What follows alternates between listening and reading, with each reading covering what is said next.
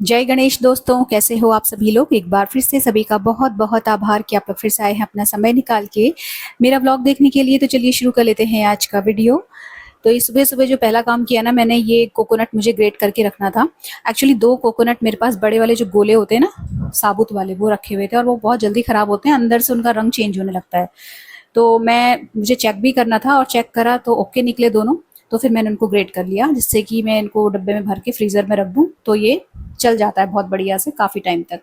और जब कभी खीर बनानी हो या हलवा बनाना हो या कई बार दही बड़े बनाने होते हैं, या वो जो इडली वाली चटनी बनती है ना साउथ इंडियन, उसमें भी मैं इसको यूज़ कर लेती हूँ। तो घिसा हुआ रखा रहता है तो बहुत मतलब बढ़िया रहता है। और आज तो मुझे ये काम इसलिए भी करना था क्योंकि मैं खीर बनानी है मुझे आज। और कुछ स्पेशल डे नहीं है, लेकिन मतलब फरमाइश थी कि जो प्रॉपर त्योहार वाला खाना होता है ना, कि पूड़ी खानी है, मतलब आलू वाली कचौड़ी खानी है और खीर खानी है, तो वो आज का नाश्ते का मेन्यू है। तो इसको तो उठा के मैंने रखा पहले फ्रीजर में, और उसके बाद मैं बना रही हूँ आलू की कचौड़ी। तो आलू, हाँ, इससे पहले जब मैंने आलू की कचौड़ी बनाई थी तो बहुत सारे लोग पूछ रहे थे कि स्टफिंग में जो आलू डाला है उसमें मैंने क्या क्या डाला है। देखिए, अगर आप आलू की कचौड़ी बना रहे हो, मतलब तेल में जा रही है ना वो, तो अब उसमें उसकी जो स्टफिंग है आलू की, उसमें अगर बहुत सारी चीज़ें आप डालोगे तो जो कचौड़ी है वो फूलेगी नहीं, फट जाएगी। फटेगी तो तेल पी लेगी और अंदर तक तेल चला जाएगा ना, तो फिर अच्छी खस्ती करारी वाली जो कचौड़ियाँ हैं, जो बहुत कम तेल अब्जॉर्ब करती हैं, वो नहीं बन पाएंगी। तो जो आलू की स्टफिंग है, मैं उसमें क्या डालती हूँ, सिंपली अदरक ग्रेट करती हूँ थोड़ी सी ज़्यादा, और जो कुटी हुई घर की लाल मिर्चा है वो ऐड करती हूँ। बट अभी मैंने लाल मिर्चा भी ऐड नहीं करी क्योंकि मुझे अपनी मदर इन लॉ के लिए बनाना है, तो स्टफिंग को फिर मैंने अलग अलग नहीं किया है। इसकी जगह मैं जो दही वगैरह हम लोग खाएंगे तो उसको उसको मैं थोड़ा अलग कर लूँगी, चटपटा बना के। लेकिन कचौड़ी के लिए मैंने स्टफिंग अलग नहीं की है। बाकी मैं कुछ नहीं डालती आलू में, और आटे में नमक होता ही है। इसके अलावा अगर आप चाहो तो हरा धनिया भी ऐड कर सकते हो आलू की स्टफिंग में, लेकिन उसको भी आप पहले जब धोएंगे तो अच्छे से कस के निचोड़ के, मतलब पहले उसे काट लेना, फिर उसे निचोड़ के तब स्टफिंग में मिलाना, नहीं तो फिर वो पानी छोड़ देगा, स्टफिंग गीली हो जाएगी, तो फिर कचौड़ियाँ आपकी अच्छे से बेल नहीं पाएंगी, फटने लगेंगी बेलते समय और फिर तेल में जाके फूट जाएंगी।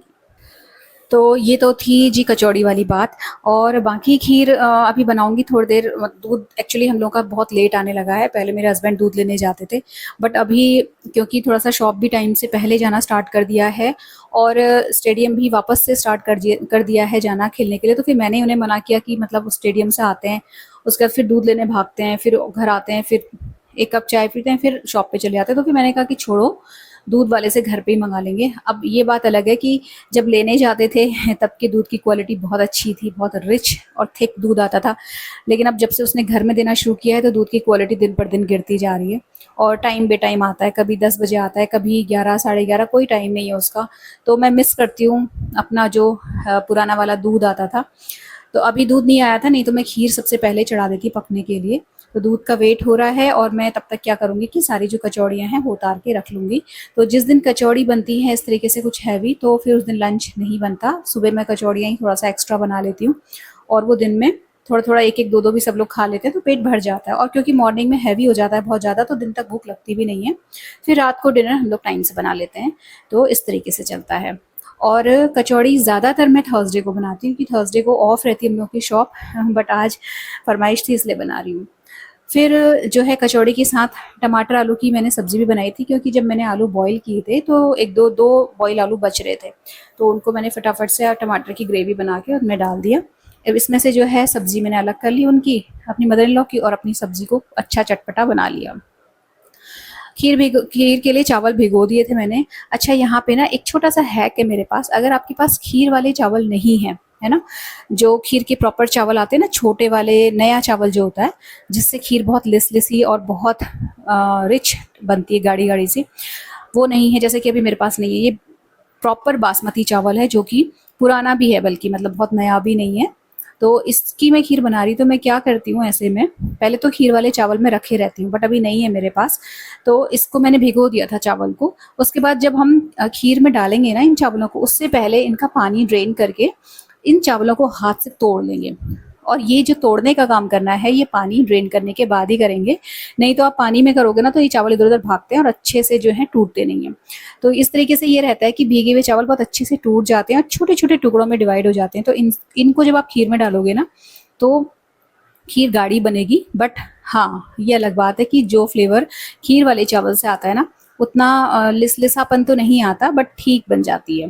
क्योंकि अगर आप बिल्कुल इतने लंबे लंबे पतले बासमती चावल को खीर वाले दूध में ऐड कर दोगे तो फिर वो मतलब बनने के बाद भी आप उसको अगर स्पैचुला से पिचकाएंगे ना चावलों को तो वो बात नहीं आती है। इसलिए पहले ही यहाँ पे मैं तोड़ लेती हूँ चावलों को हाथ से, उसके बाद दूध में ऐड करती हूँ। तो दूध में मैंने चावल डाल दिए थे और ये अपना इलायची कूट के डाल दी। और ये जो जिस में मैंने खलबट्टे में मैंने कूटी थी, इसका लिंक मैं दे दूंगी। अक्सर जब भी आप लोग वीडियो में देखते हो तो पूछते हैं, इसलिए मैं इसका पहले ही प्रोवाइड करा दूंगी, टैग कर दूंगी। और ये मैं डाल रही हूँ केसर। तो 3-4 धागे केसर के डाल दिए, मतलब 5-6 धागे। और अब धीमी आंच में खीर पकती रहेगी। केसर और इलायची अपना खुशबू और कलर छोड़ता रहेगा। अभी लास्ट वाला जो व्लॉग गया था उसमें मैंने एक कमेंट का आंसर दिया था, तो उसी के कमेंट सेक्शन से मैं वापस से कुछ एक ऐसे प्रश्न आए थे कि जिनका जवाब देने के लिए मुझे टाइम चाहिए। और अभी मतलब आपको 1-2 व्लॉग वेट करना पड़ेगा, क्योंकि अच्छी खबर ये है कि जिस चीज़ के लिए मैं बहुत दिन से क्रेव कर रही थी वो फाइनली हो रहा है। और वो है कि फाइनली हम लोग एक 1 डे 1 नाइट की ट्रिप पे जाएंगे नैनीताल। बहुत मुश्किल से वो फाइनल हुआ है और मैं तो मेंटली अभी भी प्रिपेयर नहीं हूँ उस चीज़ के लिए। मैं आपको बहुत ऑनेस्टली बता रही हूँ, क्योंकि बिल्कुल भी घर का ना माहौल इस तरीके का था अभी, और ना ही मुझे कोई उम्मीद थी। मतलब मुझे तो छोड़ो, हमारे ग्रुप में जितने भी सारे लोग हैं किसी को भी उम्मीद नहीं थी। बट सब लोग इतने फ्रस्ट्रेट अपनी लाइफ में इस वक्त चल रहे हैं, सारे के सारे जो हमारे साथ के हैं, कि सबको चाहिए कि वो घर से बाहर निकले। तो मतलब इन लोगों ने, सब लोगों ने बैठ के बनाया है प्लान। और जहाँ तक है शायद हम लोग एक दिन एक रात के लिए जाएंगे नैनीताल। अब क्योंकि बरेली से नैनीताल ज़्यादा दूर है नहीं, तो मतलब इतना काफ़ी है। और इससे ज़्यादा कोई जाने की स्थिति में है भी नहीं कि हम 3-4 दिन के लिए जाएं या कुछ और। तो जितना भी मिल रहा है वो ये ना भागते भूत की लंगोटी ही हाथ आ जाए तो जितना मिल रहा है उसी में फ़िलहाल संतुष्ट हैं हम लोग सारे के सारे। लेकिन मैं अभी भी मेंटली प्रिपेयर, सही बताऊँ तो आपको नहीं हूँ। जो एक्साइटमेंट, जो एक थ्रिल रहता है ना जाने से पहले, अभी तो मुझे बिल्कुल भी नहीं है। अब धीरे धीरे जाने का दिन जब पास आएगा तो मैं कह नहीं सकती कि क्या होने वाला है। फिलहाल अभी बना है तो देखते हैं क्या होगा। अब क्योंकि अब 1-2 दिन में फाइनल हो ही जाएगा, मतलब फाइनल तो हो ही गया है, बट और अच्छे से मोहर लग जाएगी जाने के नाम पे। तो फिर उससे रिलेटेड वीडियो मुझे बनानी रहेंगी, उस बीच में मुझे टाइम भी नहीं रहेगा। तो कुछ जो कमेंट्स आए थे ना उनका रिप्लाई मैं वहाँ से आने के बाद करूँगी, बहुत जल्दी दूँगी। तो एक तो वही है कि टीनेज बच्चों को कैसे हैंडल करना है, क्योंकि मेरे खुद के बच्चे जो हैं वो टीनेज क्रॉस कर चुके हैं, बड़ी हो गई हैं दोनों। तो ये मतलब टॉपिक छोटा नहीं है।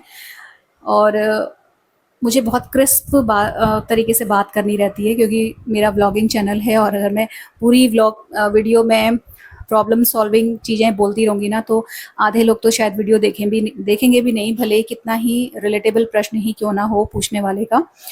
तो देखती हूँ मैं आके आपको जितने भी हैं उनके रिप्लाई भी करूँगी। और एक जो बहुत कॉमन है कि व्लॉगिंग का क्या सीन है, कैसे करते हो, और मुझे अपनी व्लॉगिंग से रिलेटेड एक सीक्रेट आप लोगों से शेयर करना है, जो कि पर्सनली मैं अब बहुत ज़्यादा मन करता है मुझे आप लोगों से शेयर करने का, तो वो भी मैं करूँगी बहुत जल्दी ही। खैर, अभी मैं जब शॉप पे गई थी ना तो आपको जो रूम दिख रहा था जिसमें मैं बैठी थी, ये वो ही केबिन है जहाँ पे मैं अभी वॉइस ओवर दे रही हूँ या करती हूँ, क्योंकि अब घर में नहीं बन पा रहा है हिसाब किताब बैठ के। तो यहाँ पे आके 10 मिनट निकाल के मैं यहीं पर करती हूँ। तो इसे आप छोटा सा मेरा एक कह सकते हो कि ये मिनी स्टूडियो टाइप का बन गया है जो केबिन है। और ये भी हर समय खाली नहीं रहता है, तो जब मुझे मौका लगता है मैं यहाँ फटाफट से आके काम कर लेती हूँ।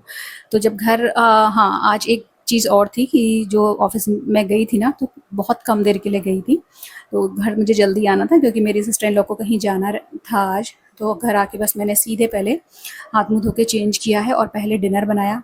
उसके बाद मतलब मैं, उनका कहना था कि तू पहले अपना डिनर वगैरह बना ले, क्योंकि फिर जो मदर इन लॉ है उनको हम छोड़ नहीं सकते किसी भी स्थिति में। मतलब उनके साथ ये पॉसिबल नहीं है कि आप उनको भी देख लो और किचन को भी संभाल लो, ये नहीं हो सकता। मतलब एक जन उनके पास चाहिए ही चाहिए। तो फिर मैंने पहले डिनर बनाया, और देखा अभी उनके जाने में थोड़ा सा वक्त है, तो फिर अपने इधर उधर के काम से समेट रही हूँ। तो ये कुचला अचार भरना था मुझे, ये भरा।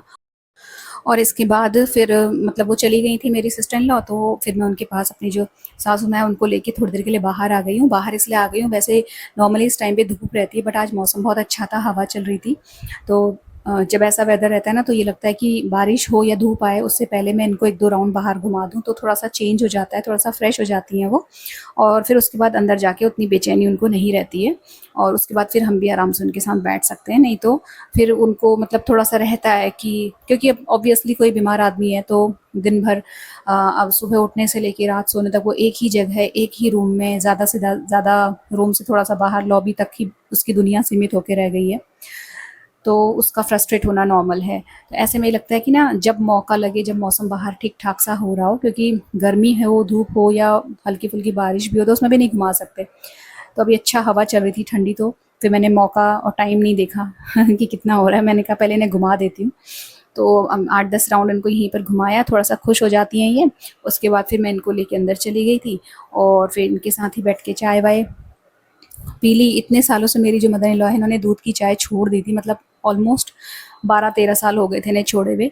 बट मतलब इनका ये हाल है ना कि अभी जितनी पुरानी चीज़ें हैं इनको वो सारी याद हैं, और नया कुछ भी मेमोरी बनना बिल्कुल बंद हो गया है। तो इनको वो दूध की चाय का ना फ्लेवर, जो उन्होंने 12-15 साल पहले छोड़ दिया था, वो आज याद आता है। तो जब भी मैं अपने लिए दूध वाली चाय बनाती हूँ ना, तो ये ज़रूर पीती हैं, और इन्हें वो चाय बहुत पसंद आती है। इतनी पुरानी छोड़ी हुई चीज़ को अब इतना पसंद कर रही है, मतलब ये स्थिति दिमाग की हो गई है अभी। खैर, फिर जब उनको थोड़ी देर घुमा फिरा लिया, थोड़ी देर उनके साथ टाइम स्पेंड किया, तो बैठी रही उनके साथ, टीवी देखा, मोबाइल खुद भी देखा, उनको भी दिखाया। थोड़ी बहुत एडिटिंग जो कर सकती थी वो करी। फिर मेरी जो सिस्टर इन लॉ है वो आई, उसके बाद मैंने थोड़ी देर, आधा घंटा रेस्ट किया, क्योंकि डिनर मैं बना चुकी थी। तो ये एक काम पेंडिंग पड़ा हुआ था कांजी बनाने का, क्योंकि जो कांजी है मेरी वो फिनिश हो चुकी है। तो फिर मैंने मौका देख के ये कांजी बनाई। और क्योंकि अब जो रूटीन है वो पहले से ज़्यादा व्यस्त हो चुका है, तो ऑब्वियसली अब मौका देख के, टाइम देख के ही काम फटाफट से करने रहेंगे। तो ये कांजी बना रही हूँ मैं भी, और कांजी की रेसिपी वाला जो ब्लॉग है वो मैं शेयर कर दूंगी, उसका लिंक डिस्क्रिप्शन में, ठीक है। पिछले वीडियो में भी मैंने उसके डिस्क्रिप्शन में वो लिंक शेयर कर दिया था। मसाला किचन नाम का जो चैनल है, जिसकी शायद सीमा जी का है, तो उनके एक प्रश्न का जवाब मैं देना चाहूँगी, क्योंकि उन्होंने चैनल पे काम करना स्टार्ट कर दिया है। तो उनका कहना ये था कि वो 4th फ्लोर में रहती हैं, बहुत गर्मी रहती है, इस वजह से वो पूरा दिन नाइटी में रहती हैं, तो क्या वो ब्लॉग ऐसे ही बनाएं।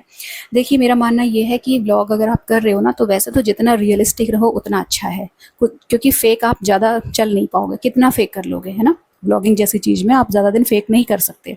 लेकिन जो ये पूरा दिन नाइटी पहन के रहने की जो हैबिट है ना, ये थोड़ा सा मुझे कम समझ में आती है। देखिए, मैं किसी को जज नहीं कर रही, लेकिन अगर आप फिट एंड फाइन हैं, आपकी एज ज़्यादा नहीं है, आपको कोई प्रॉब्लम नहीं है, हेल्थ इश्यूज़ नहीं है, तो दिन भर नाइटी पहनने की अगर आपकी हैबिट है ना, तो इसे थोड़ा सा धीरे धीरे कम करने की कोशिश कीजिए।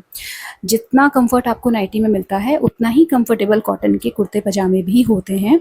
और देखिए, अभी आप क्योंकि ब्लॉगिंग कर रहे हो, आपका चैनल है, आपको बहुत सारे लोग देख रहे हैं, तो कोई भी आपका चैनल नहीं देखना चाहेगा अगर आप प्रेजेंटेबल या थोड़ा सा चेंज नहीं अपने आप को करोगे, है ना। क्योंकि हमें प्रेजेंटेबल दुनिया के लिए नहीं, खुद के लिए भी बन के रहने की आदत होनी चाहिए। जब आप खुद को सीरियसली लोगे ना, अपने को बना के रखोगे अच्छे से, तभी आपको आपकी फैमिली वाले भी सीरियसली लेते हैं। ढंग से ड्रेसअप होना हमें किसी को दिखाने के लिए नहीं करना होता है, हमें खुद भी घर में अपने आप की खुशी के लिए ड्रेसअप होना ज़रूरी है। ये हमारा इंस्टेंट मूड एनहांस करता है, और ऑब्वियसली आपको पब्लिक देखेगी तो रोज़ एक से लुक में देखेगी, तो वो भी बोर हो जाएगी। अब क्योंकि आपको अपने चैनल की ग्रोथ पे भी काम करना है, तो ये छोटी छोटी चीज़ें आपको ध्यान में रखनी पड़ेंगी। प्रेजेंटेबल होने का मतलब ये नहीं है कि आप बिल्कुल ब्रांड न्यू हमेशा कपड़े पहने या बहुत ज़्यादा मेकअप करके रखें, लेकिन एक ऐसा लुक कैरी करना ज़रूरी रहता है कि जिसमें आप भी अपने आप को देख के थोड़ा सा ना फ्रेश फील करें। क्योंकि जब आप, अक्सर नोटिस करना, अच्छे से हम लोग ड्रेसअप होते हैं तो हमारा मूड भी अपने आप ही चेंज हो जाता है, अच्छा मूड हो जाता है। तो अगर आपको व्लॉग बनाने हैं ना, तो थोड़ा सा रियलिस्टिक रह के तो बनाने हैं, लेकिन ऐसे बनाने हैं कि पब्लिक देख के बोर ना हो एक सा लुक आपका। ये चीज़ आपको ध्यान में रखनी पड़ेगी। तो थोड़ा सा स्ट्रगल करना पड़ेगा, कंफर्ट को किनारे रखना पड़ेगा। बाकी इस चीज़ पे हम डिटेल में बाद में बात करेंगे। बात मैं भले ही बात में करूँ, लेकिन आप अपने चैनल पे काम करना बंद नहीं करेंगी। तो मिलते हैं फिलहाल अगले वीडियो में, ये यहीं पर समाप्त होता है। Take care and bye bye.